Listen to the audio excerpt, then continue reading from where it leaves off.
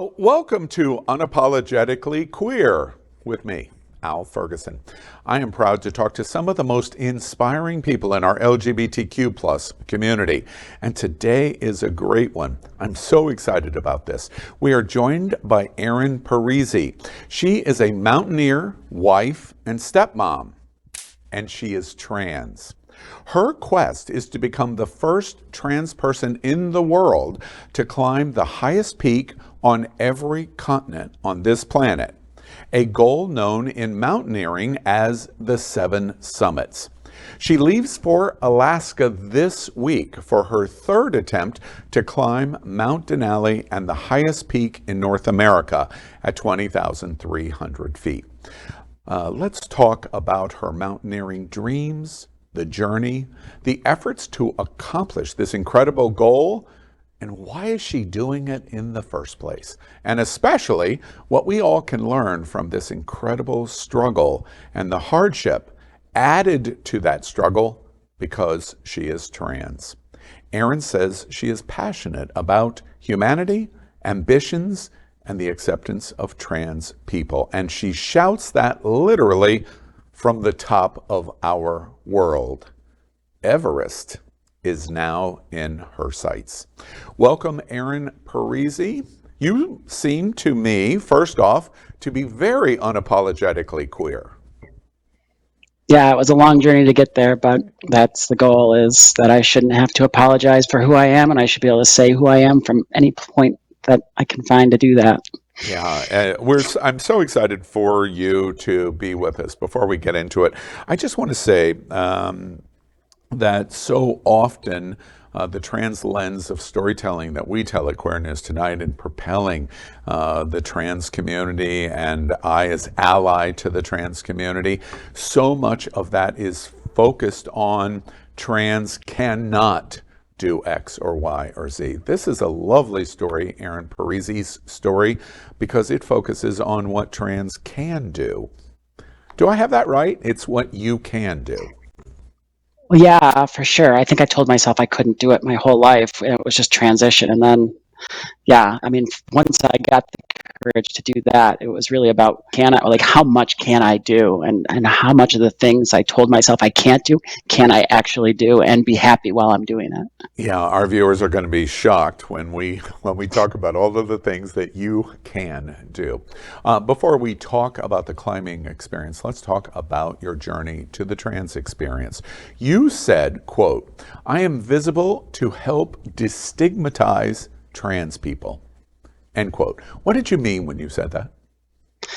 Well, I think that the way that we have stigmatized the trans experience, and I don't think it's a secret at this point, is by not allowing trans people to own their own stories. So, we kind of get these like flyby stories about trans people, narratives, and they always seem to be like discrimination, death, ridicule, and somebody else defining our experiences. So, and I think along with that comes so much stigma just to be trans or to have a trans member of your community. So, I think that really is the first and most effective way that trans people have been held down over the years. And I think that it's been effective, and I've wanted to crack that by doing something that was just a life goal and something that I dreamed of that transcended me being trans.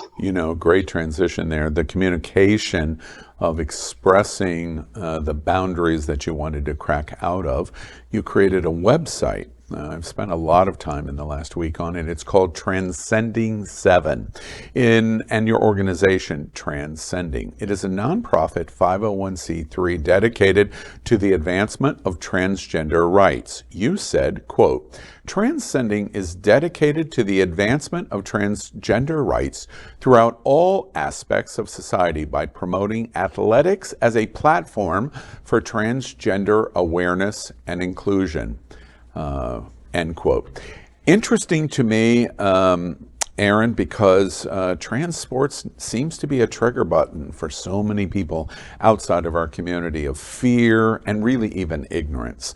So you say this, and you create Transcending and Transcending 7 as a nonprofit for education. Tell me why you did that. well, my goal was to help queer people find and trans people find joy in the outdoors and outdoor sports. So, I certainly do believe that trans people have a spot in sports, in the gender they identify as, even, in the elite sporting community. But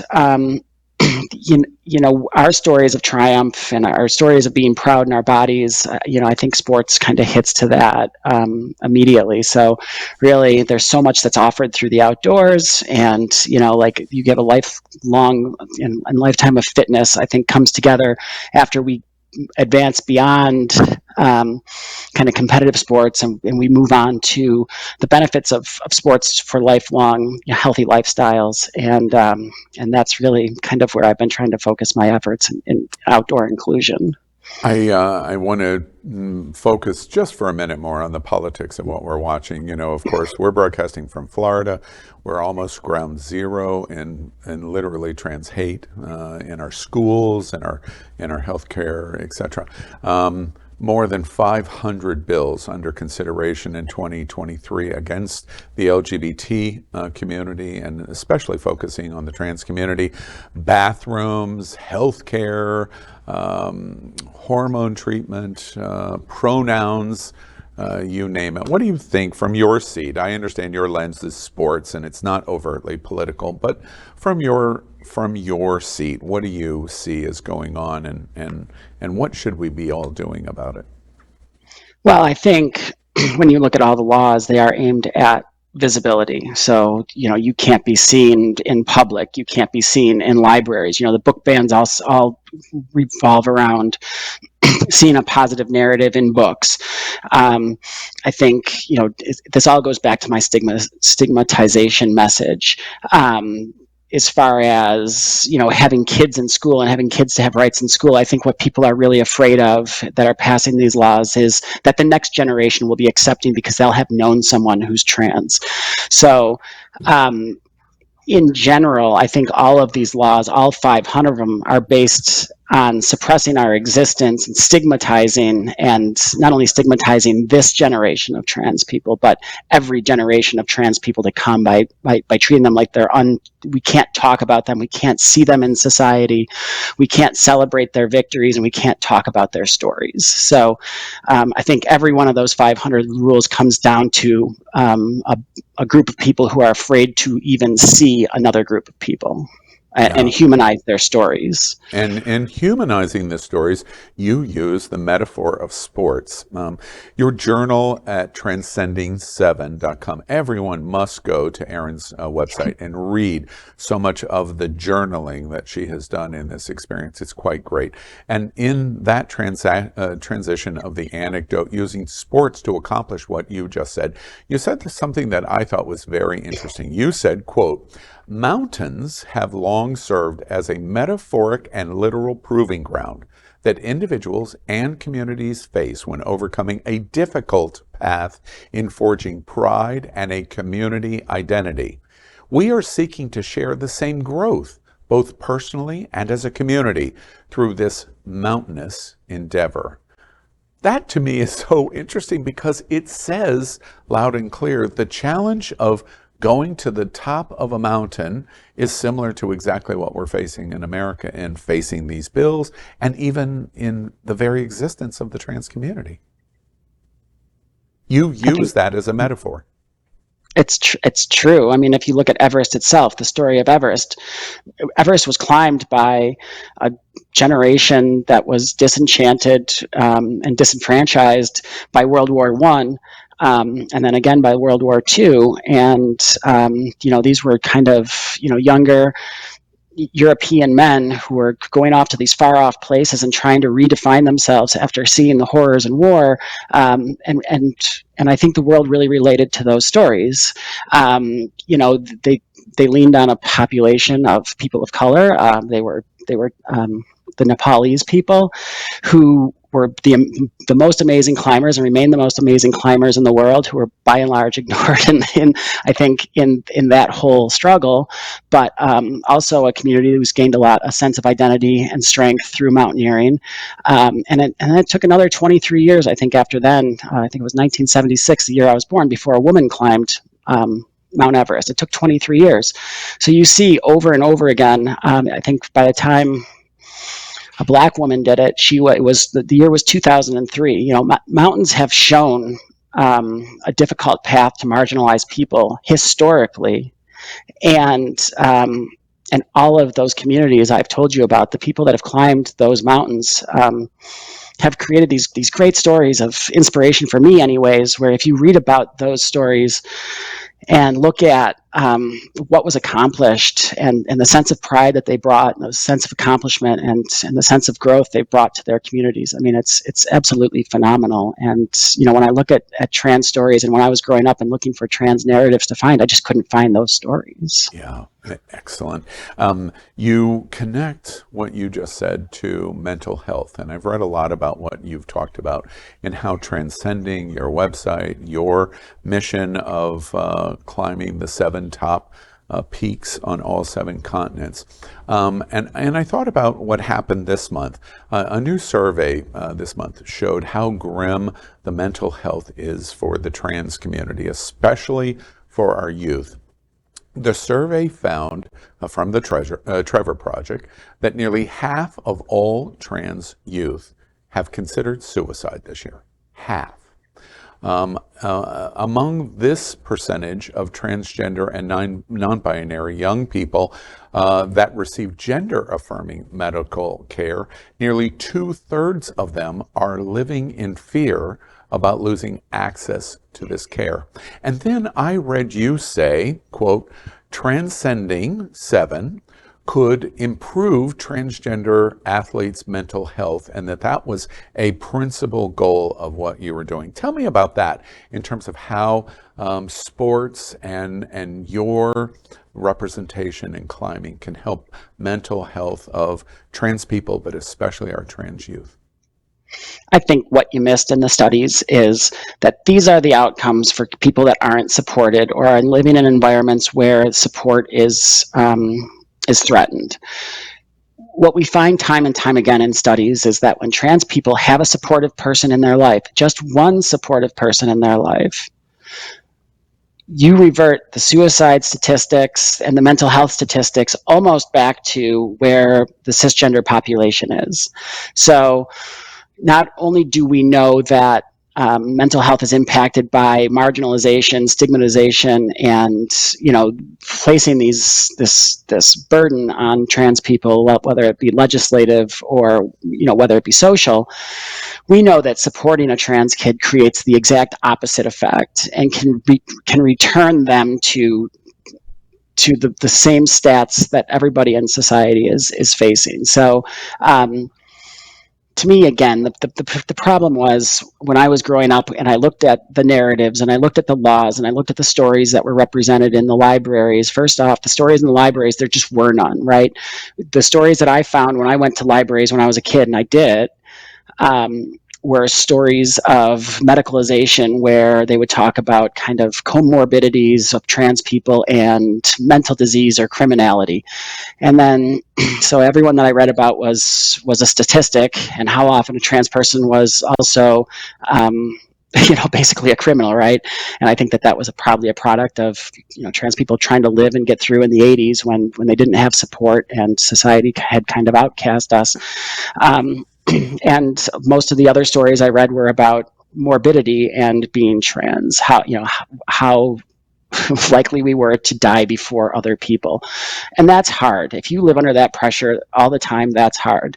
So again, I think that Transcending's goal is to create a positive narrative, so that when you go and you're alone at 2:00 in the morning, you feel like nobody supports you, or that there's nothing positive in the world, and you've fought, you've hidden from being trans, and really there's no one out there to support you, and you Google trans stories, you don't just find a list of death and discrimination and lack of housing and all these things that historically were associated with being trans, or find a bunch of clips of like Jerry Springer or things like that, you actually can find like positive stories, or somebody who can help, or somebody who's done it and found joy. I think finding those stories creates at least just one narrative that's positive, and the goal of transcending is not just to create my story or help facilitate my story. It's to help facilitate stories like mine. They're not stories that are negative or involve discrimination so much as growth and victory through just those endeavors. Let's jump into that in a moment, of that positive story you're talking about. But before we do, I want to remind viewers there are lifelines available for you. And as Erin just outlined, if you have issues, make sure you call the Suicide and Crisis 988 hotline, or you can text it. You can be anonymous, not calling, or we encourage you to contact the Trevor Project. They have all kinds of resources to help you, especially our trans community and our trans youth. Okay, Erin, let's talk about the 7 summits. This attempt takes on a goal never before accomplished: to climb to the top of the highest mountain on every continent. This was only completed for the first time just 38 years ago, and fewer than 500 people in all of history have accomplished it. About 400 of those that finished it are male, and about 100 are female, but it has never been accomplished by a trans person. What do you think about, Erin, that statement? It's never been accomplished by a trans person. I don't know. Sometimes I laugh because it proves that we're underrepresented in sports, and it shows that these types of endeavors particularly become challenging for marginalized communities. So I think it flies in the face of a lot of the arguments that I think are made against me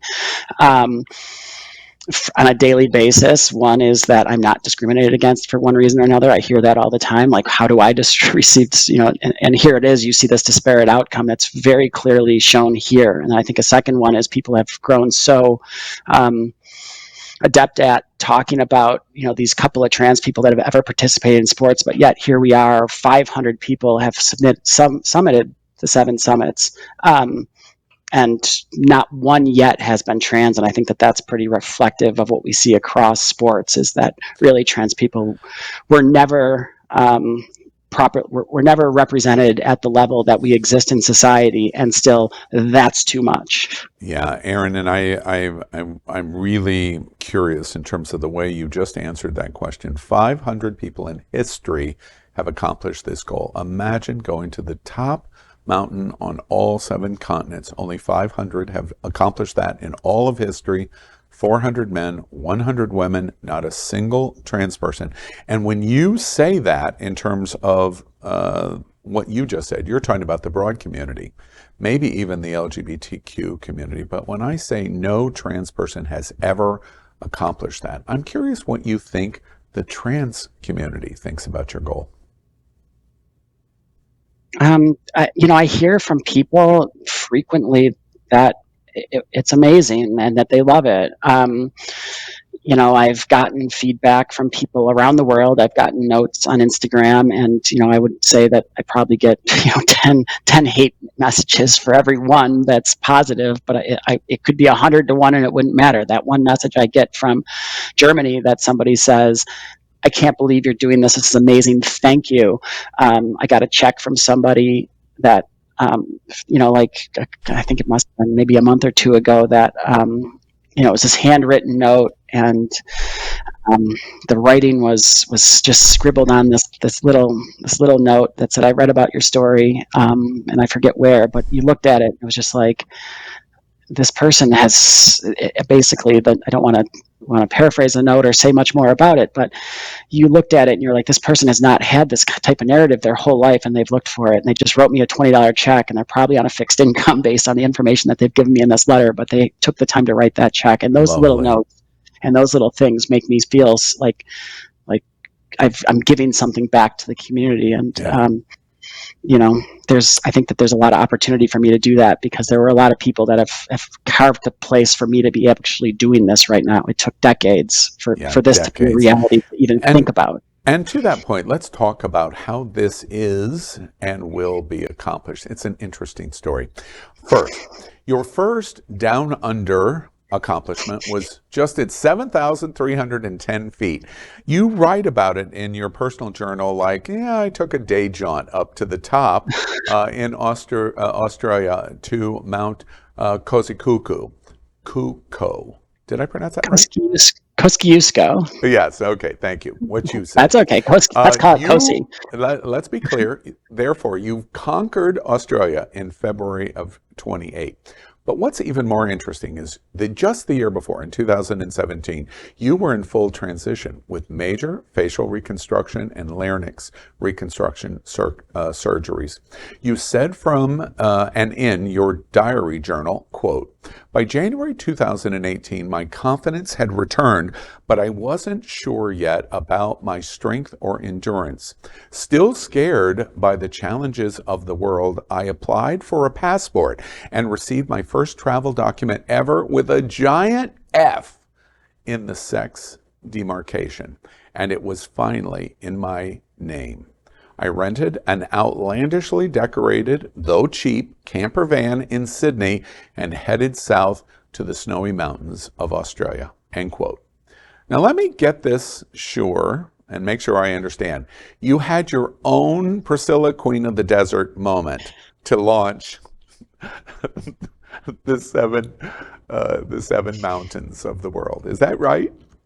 I guess, yeah, that's absolute. I guess I wasn't a convertible, but yeah, I got to sleep on top of it because it had a little deck on the top, and yeah, so Yeah. it was as close to a convertible as I needed. And after you got started into I believe New South Wales is where the mountain is.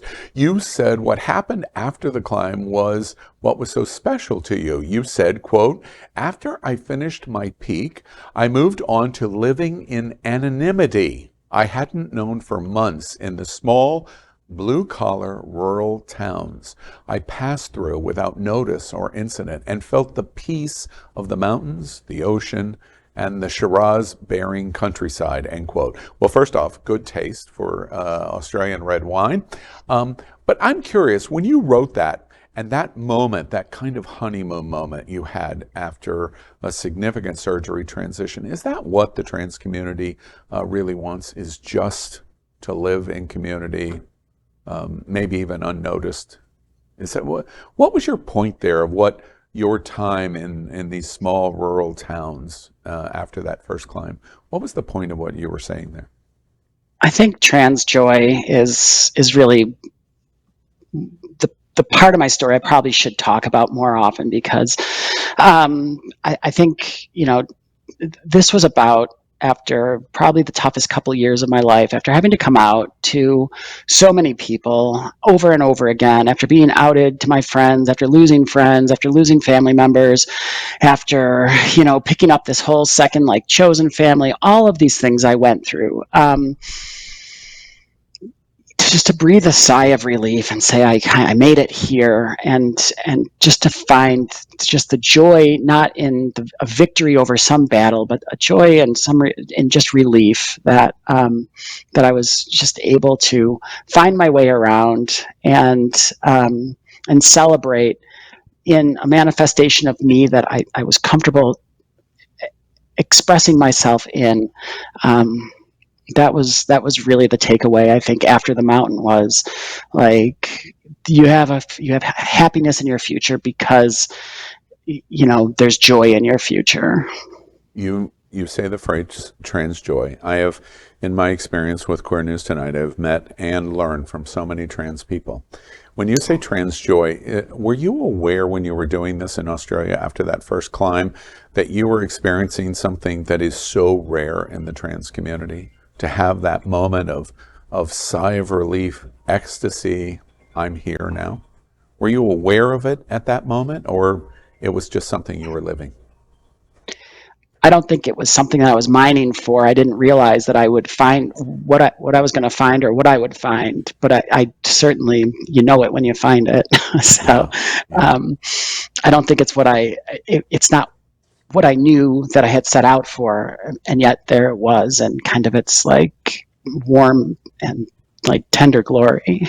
And for me, Erin, that's the really beautiful thing about this story is, yes, of course, the notoriety, you're going to make world news when the Everest moment comes, and that's coming.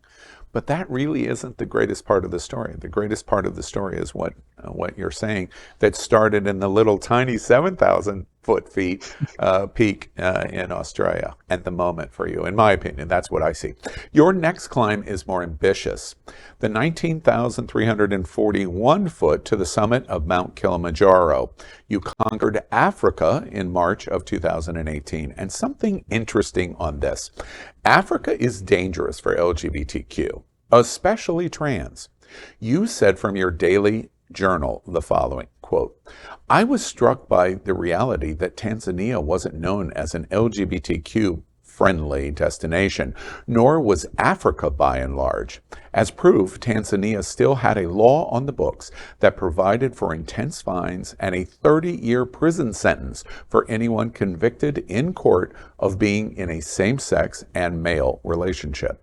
And while women in same-sex relationships faced only 5 years as a possible prison sentence, rape was known to have been used as a deranged form of conversion therapy for those thought to be a lesbian.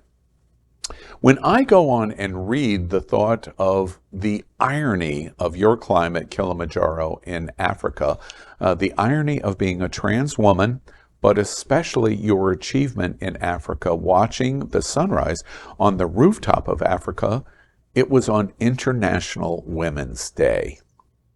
It's incredible irony, right?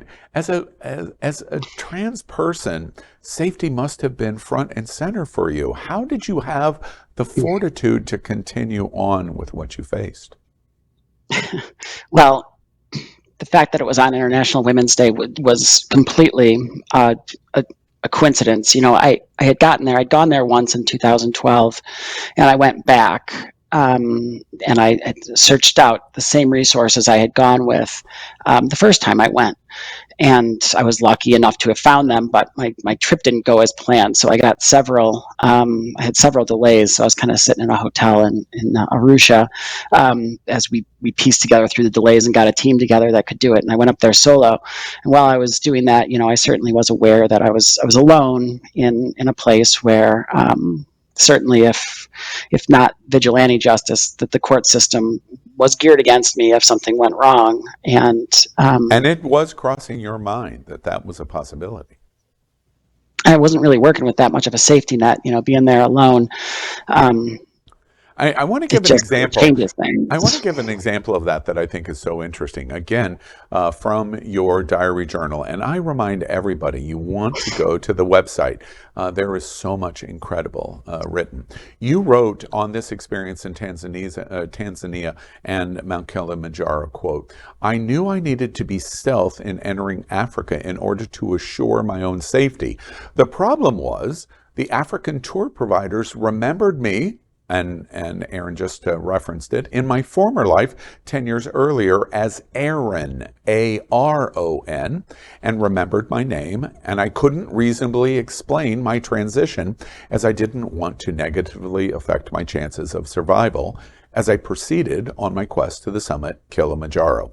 I informed my tour provider that I, Erin, E-R-I-N, was the cousin of his former client, Aaron, A-R-O-N, and that my cousin had directed me to him, and it worked, end quote. You climbed Kilimanjaro, but it is a story every trans person understands in their daily life, to reinvent for survival. I've got this correct, that's what happened in terms of how you made this jaunt to Kilimanjaro possible? Yeah, I had the email address of the person I climbed it with, 10 years earlier. So, or whatever it was, 6 years earlier. So I reached out because I didn't have the money to just go on a big tour, and that probably would have been the safer thing. And looking back on it, it would have been the wiser choice. But I didn't have the funding, and I was feeling good, and I felt like this was a goal I wanted to take on. And so I emailed him and said, "Hey, with my new email address," and I said, "Hey, my cousin, who you climbed with 12 years or 10, 6 years ago, sorry, 6 years ago, um, had gave me your name, and this was my cousin's name." And I got an email back a day or two later that said, "Yes, I definitely remember your cousin," and then mentioned a couple of details about me, and told me to tell myself hi. So um, at that point, I'm like, all right, well, that's good and bad news. One is I've got my go-to contact. I've got boots on the ground, but on the other hand, like I'm having to make this pivot that I'm going to go in there and with somebody who actually kind of remembers me from before and lives in a country that, by and large, I have indications is transphobic. Yeah, amazing, amazing story to me. But it's just getting started. Two down. Your next climb is even more dangerous. The 18,510 foot of the summit of Mount Elbrus. You conquered Europe in June of 2018. Russia could have been catastrophic, which is where the mountain is. You said from your diary journal, quote, "I found myself alone and trans in a remote part of Russia known for its intolerance against the LGBT community. No one spoke a word of English. The U.S. consulate warned travelers against climbing Mount Elbrus over foreign hostage-taking and well-documented practice of extrajudicial killings of gay men. I spent the next week with my head down and my eyes up, motivated by the resolution that I never wanted to return. In those brief days, I realized the joy of integrating as myself as a climbing team and made several friends from across the globe," end quote. Erin, Russia. Putin says LGBTQ people don't exist in that country. Trans people are an abomination. What were you thinking? I know you have to do it to accomplish the seven summits, but my goodness, what were you thinking while you were doing that? Well, I think the biggest thing that I saw that was problematic was two things. I think in 2016 we had the Sochi Olympics, and you saw a lot of protesters go out, and they were met with force and were basically suppressed. And then secondly was the extrajudicial killings of gay men in Chechnya at the time. There was a big purge, and it was well known that there were kind of paramilitary forces that were finding, I think gay men by and large, and they would go through their phones. They'd find one person, get their phone, and then go through and kind of figure out their contacts. And then they were taking out like these swaths of people that often just to find love were living under assumed identities, and just having like a single first name and a phone or something else just to avoid persecution. And if you look back at the news at the time, there was a lot of that. I woke up, I was there during the World Cup, and I woke up the day the World Cup started, and I was actually at that point in Minvod, which is the city you fly into to kind of as the launch point for Elbrus. And the U.S. State Department had doubled down saying, we recommend no U.S. nationals go to Mount Elbrus, given a increased likelihood of attacks on tourists and travelers based on the World Cup starting and the amount of attention that this venue provides. So, I don't know what I was thinking in that case. I know I had the trans flag in my backpack, so I was going to hold it on top of Mount Elbrus, but instead, when I get to the top, I made a decision to kind of throw that little T symbol up there, and just that's my little rebellion in Russia. People were serving 2 years in, I'm sorry, 2 weeks in prison if they showed the trans or the the rainbow flag in any way. That was like the punishment. I knew I would die in a Russian prison the day I went in. So I threw up that little T, and T is for trans rights. And that was as good as I could do. I couldn't hold the trans flag up there. Yeah, But rest assured, I existed. I existed in Russia, and I exist today. Yeah, absolutely. You survived it, and you got to the third summit. And by the way, Erin, I'm good on the calendar. And I understand, 365 days in a year. I look at the first three, and you accomplished three summits in approximately 5-ish or so months, but within a year. What in the hell were you thinking of to do the first three of this challenge in a single year? What was going on in your mind there? Well, it gets better because I got 4 in a year, but I had a bunch of frequent flyer miles, and I felt strong for the first time, and in a long time, I felt happy, and I felt resilient, and nothing was going to stop me. So I don't know. I felt like I could, and there were no reasons I could think of that I couldn't. So why wouldn't I? All right. So your next climb is your highest to date, the 22,383 foot summit of Mount Aconcagua. I always have trouble. Aconcagua. Yes, I've actually been to base there in Chile. And you conquered South America in February of 2019. Interesting here is you got very personal. You said in your diary journal, quote, having spent significant travels in Peru, Argentina, Patagonia, and Chile, the thought of climbing high into the Andes gives me chills. I also have family in Buenos Aires who have been extremely supportive of my journey. I hope to raise a glass of Malbec with them after finishing to celebrate seeing the top of South America. Interesting to me, honestly, that you focus on something that I think is an interesting story in your journals and this experience. First, your love of red wine, and that climbing is a team. A person, a people, a community endeavor and celebration. And that comes out in this climb in South America, that you learn the appreciation of people around you and the support system that you have around you. Tell me about that. Yeah, I mean, climbing, I think in general, there's a lot of soloists out there, but my story isn't the story of a soloist. There's a lot of great, soloist stories. We've all seen those narratives, but no, mine is done as a community effort, and I think just as sweet of a piece of it is working on a team.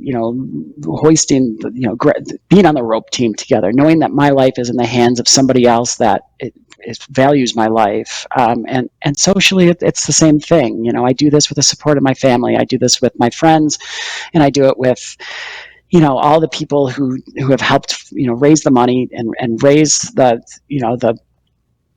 or put the effort into holding the events where we make it happen to put me on these mountains. And at any given time, it's sad when I lose somebody, and it was sad when I came out to lose somebody. And I think everyone who's come out or not lived the world's narrative of themselves and decided to manifest who they are has figured out that there are some people that are behind them conditionally. But when you find those people that are behind you without condition and support you, these mountains again become metaphors for what you can actually do. Like the mountaintops you can climb if you have the support of a team.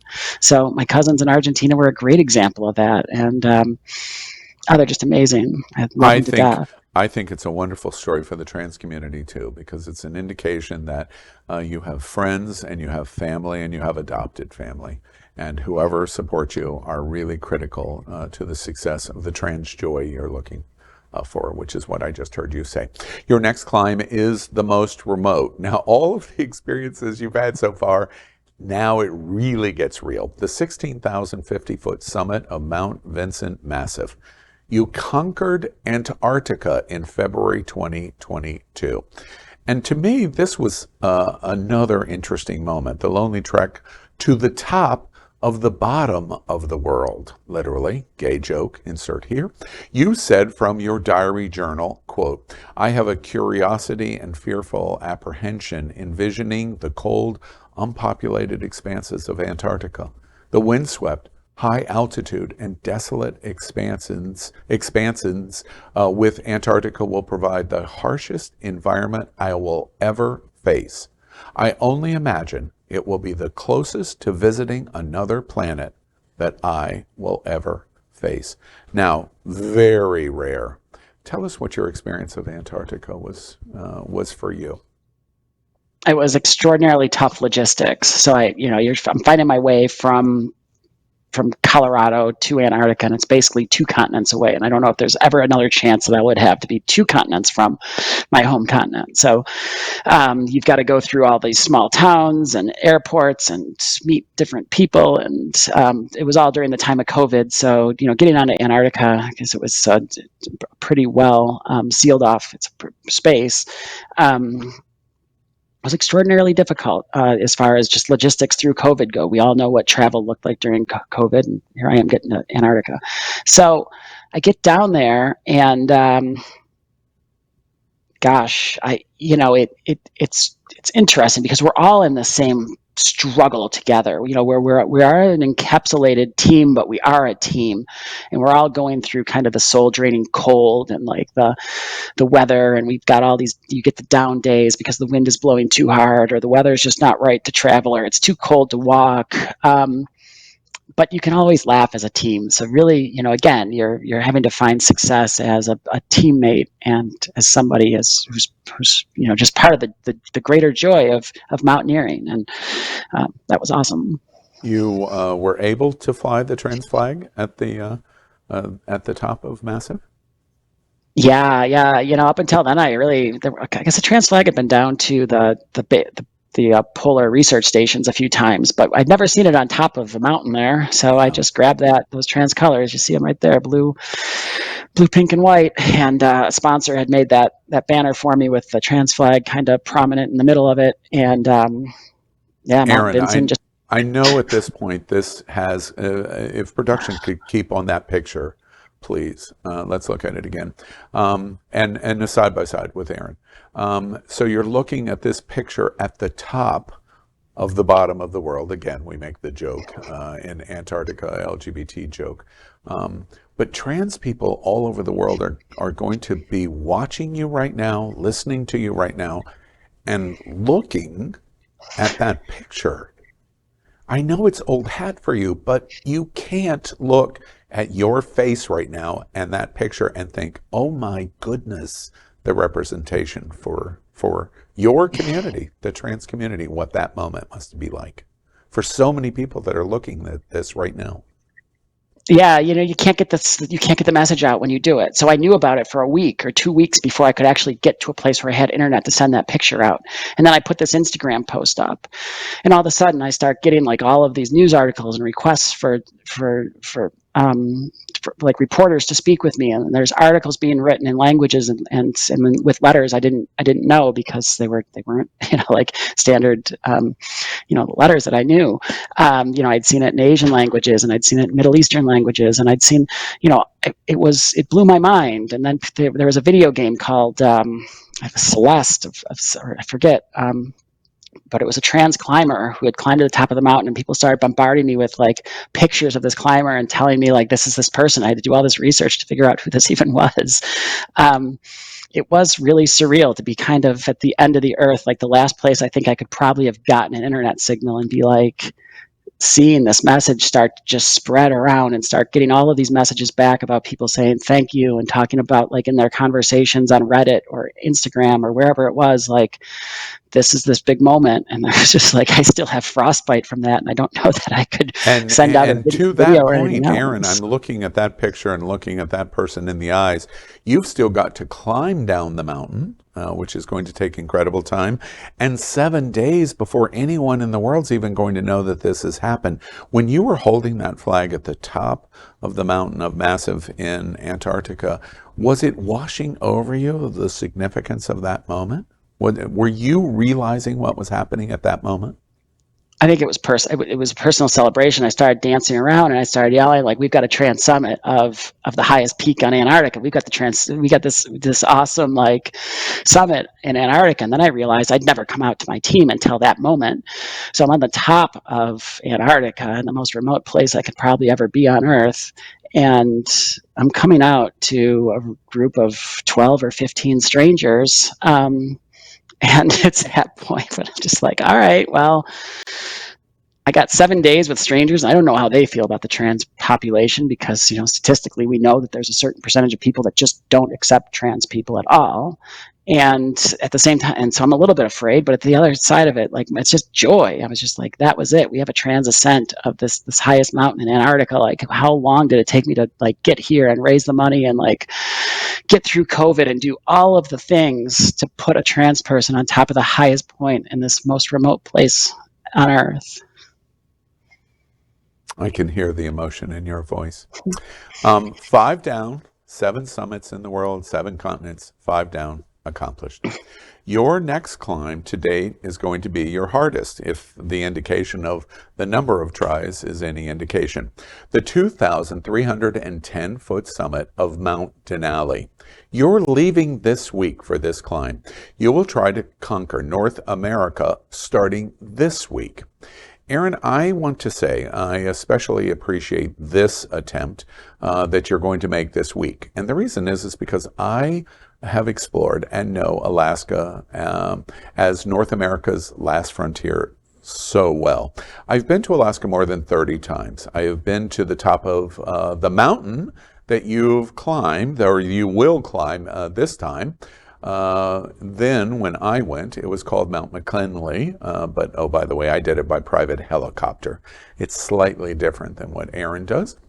I have driven the haul road to Prudhoe Bay and the Arctic Ocean. I've been to the Arctic Native Village in Kotzebue, to the end of the Iditarod in Nome, and have ridden a sled dog team there.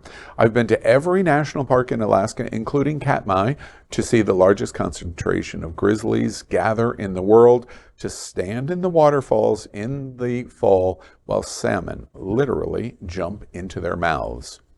I've been to Denali so many times, and so therefore I have a unique understanding of what I'm getting ready to say, of how remote Denali is, how rugged it is, how dangerous it is, and the most dangerous of all of the Alaska wilds. So after 2 attempts, and I understand you've tried this twice, you go this week for your 3rd attempt in the climb. It will be number 6 of your 7 summits of the 7 continents of the world. Why are you trying a 3rd time? Because sometimes things don't go your way and you don't always climb the mountain the first time. And when you don't, there's always a lesson to be learned, and you can get back up and you can walk away with the lesson and you've still won, or you can get back up and try again. And in my case, you can learn another lesson and you can get back up and try a 3rd time. And Yeah. that's where I'm at. You learn from it. The trans community has repeated challenges and perhaps even failures. What would you say to them about this week's 3rd attempt to conquer North America? You're talking to the trans community and saying, hey, look, all of this success, Antarctica is now in my rearview mirror, and I didn't accomplish it twice, and I leave this week for a 3rd attempt. What would you say to the trans community? I think that there's resilient people don't need to hear how strong and resilient they are. And, trans kids don't deserve to have to be resilient and be strong. They have to deserve to live their lives. And I would say to trans people, like, whether I get up to the top of this mountain or not, it's not, it's a personal journey, and we learn from it. But it's not. This isn't like. I guess it's not metaphoric of what I've experienced, I think, as a trans person, as far as like everything else goes. I think really we have to remember that there's joy in our lives to be focused on, and I think that there's joy in my life to be being on an expedition team, and it's not about the summit, and there's not a moment that marks victory on my expeditions or anything else. I think. We shouldn't have to be forced to be resilient in this day and age, and here we are under all these attacks, and I don't have much more to say for that. I hope I can bring home at the highest summit, if that brings joy to people in a time when we're just being disparaged and being told we deserve to be eradicated. Then so be it. But my message is that we're here, we're always here, and we're here whether we stand on mountains or whether we're told that we're resilient or our strength is recognized or not. And that's just the truth of the matter. Erin, help all of us that don't understand the climbing process. The other thing of you leaving this week for Mount Denali, it's so hard for me, by the way, because I'm ingrained to call it McKinley. And from your jaunt from Talkeetna, the very famous roadhouse there, is the success of getting to the top? If you're not able to accomplish it this time, is it something that you'll do again? There'll be a fourth attempt? I think so. I think through my life, I'll probably do it again. I think that visibility, like no trans person needs to be visible to be real. And that goes for me too. I think, my next attempt might come 3 or 4 months or years down the road, not months, years. I might go to Everest instead. There's a lot of options, I think, as a mountaineer. I think that there's other things I need to focus on too. I have a 12-year-old or an 11-year-old stepdaughter, and I have a wife, and I spend a lot of time training, and I've spent a lot of time training for the last 5 years since 2018, and I would like to spend a lot of time watching my daughter grow up. I'd like to spend a lot of time traveling with them. So, there might be a fourth time, and it might be next year, but hopefully, my focus is like, let's get to the top of this mountain. Yeah, you're going to get to the top of the mountain. And I don't even say that from the standpoint of this isn't going to happen, because I have great confidence it is. We're going to be watching you over the next weeks. Once you start from Talkeetna, approximately what's your plan in terms of to the top? How long will that take? It takes about 3 weeks. So if I leave on Thursday, I will be in Talkeetna on Saturday, and the mountain doesn't always cooperate. So you got to fly a small twin-engine plane in, and a little de Havilland Sea Otter.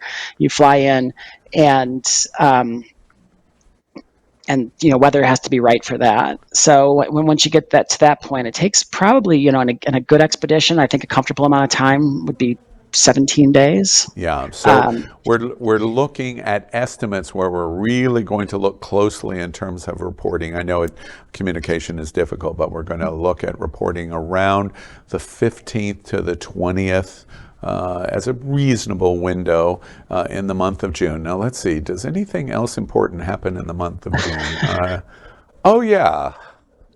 What do you think about the timing of you getting number 6 and to the top of North America in Pride Month, when we're celebrating the LGBTQ community, and we will be celebrating this gigantic trans achievement? What do you think about the timing there? I'm grateful to have a chance. It's a long way to go from, the bricks that were thrown at Stonewall to, my opportunity to get on a plane and go to the top of North America. So, to sit here, I think it's 53 or 54 years later, and be able to say, like, I'm not fighting for my rights in the street. I'm like going for pride because of the people that helped and fought before me, is a position of gratitude that I will never be able to repay. Yeah. And Erin, on this journey to get to the mount, to the top of Mount Denali, are you going to be carrying flags with you? I am. And what are you going to be I had carrying? A flag that was signed by Monica Helms, who designed the trans flag. She she's autographed it. It was in my backpack when I got to the top of Antarctica. She had given it to me, gosh, right after I finished Aconcagua, so I haven't had it that long. But we have gotten it to the top of Denali last year for Pride. We were able to lift the trans flag to the top. I had to leave the mountain with COVID. About 12 days into my expedition, but my team carried on. They were wonderful allies. They were perfectly welcoming the time I was with them, and they carried the flag to the top and displayed it for us. But this year, it's going to be me holding up Monica's flag and on the top of Denali, and I'm hoping it's right around the time of Denver Pride, because Denver Pride usually happens on Father's Day. So Yeah, hopefully exactly. I'll have a chance to just kind of hold that up there. And you tell that story of your team helping to get it to the top because you got COVID in the middle of attempt number 2. I can see just the tingling that of even telling that story. It's going to be a big achievement in the middle of Pride Month, and we wish you all the luck on that. But we're not done. Just a minute more to say, and now there is the top of the world. No word brings greater fear or greater reward than the word Everest. 29,050 feet. Tell me about the possibility, from your perspective, of being the first person to complete the 7 summits with the crown jewel of Mount Everest in that. Well, Mount Everest is one mountain where I did find some trans inspiration growing up. Edmund Hillary had a media runner on his team named Jan Morris. She at the time hadn't transitioned and went by her dead name, but she was the person that got the message back to England in time for Queen Elizabeth's coronation. And I think it's a story that's by and large been ignored by society because, again, it challenges the narrative that we've handed to trans people. So to put a trans person on Everest, to me, is just it's coming full circle on this opportunity, and it becomes the first known trans person to make it to the top, and to be kind of reborn in that narrative. That was one of the only narratives I could find, was Jan Morris's story of Edmund Hillary's expedition and Tenzing Norgay's expedition. Is again one of those opportunities where you realize it's kind of like pinch me, like I'm not only living like such a happy life, but I'm allowed to like pursue like this goal that in history is just to me just so incredible, and just to be a small like echo of it. The pinch me moment is for everyone, because I remind viewers that we're not talking about a goal that doesn't have gigantic and significant risk. I want to point out more than 210 people have died in the attempt to climb Mount Everest. Erin, I'm curious, when I say that, and the history of great reward, great risk, does that wash over you of that possibility? Have you ever even considered it? If I do Everest, there's that possibility. Or whenever you've done any of these achievements, there is that possibility. Do you consider that? On the way into Aconcagua, you pass a graveyard. That's all people that have died on Aconcagua.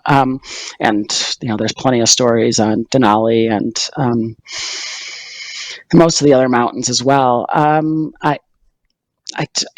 think in climbing we focus not on the giant drop off beneath us, but on the sturdy footing that we can find kind of above us. And so no, I guess the short answer is I don't spend a lot of time thinking about the deaths on Denali. I think about kind of the progress and that next step, that next safe step. Yeah, and certainly makes you who you are. But I do want to ask another question. If that tragedy did happen, what would you want the world to remember about you, Erin?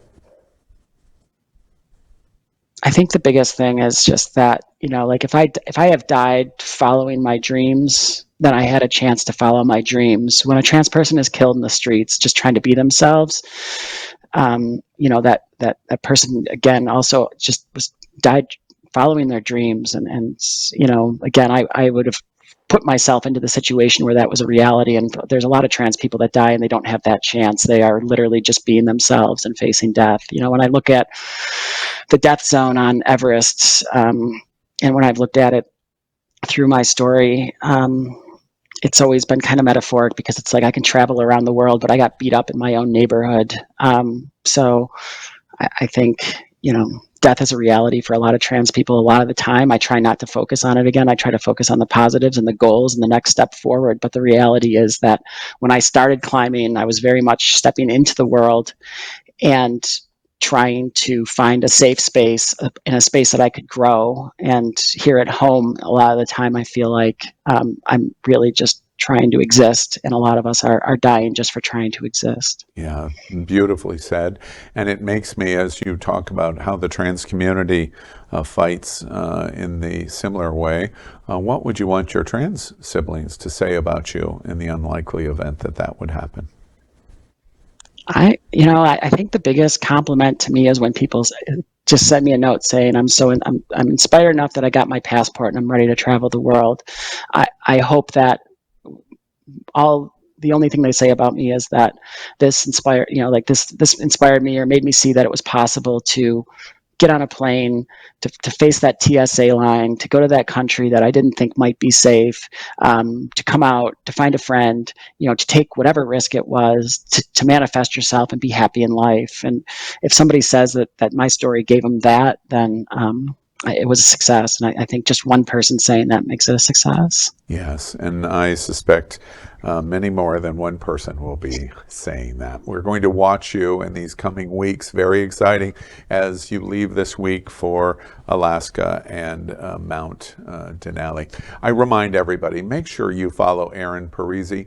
You should absolutely, so many of the quotes that I gave from her personal journal, you can read much, much more at transcending7.com. You can see a variety of merchandise. By the way, Erin would appreciate your support in helping make this endeavor possible. There's a cool t-shirt, for example, that I am going to order, and especially read her journal.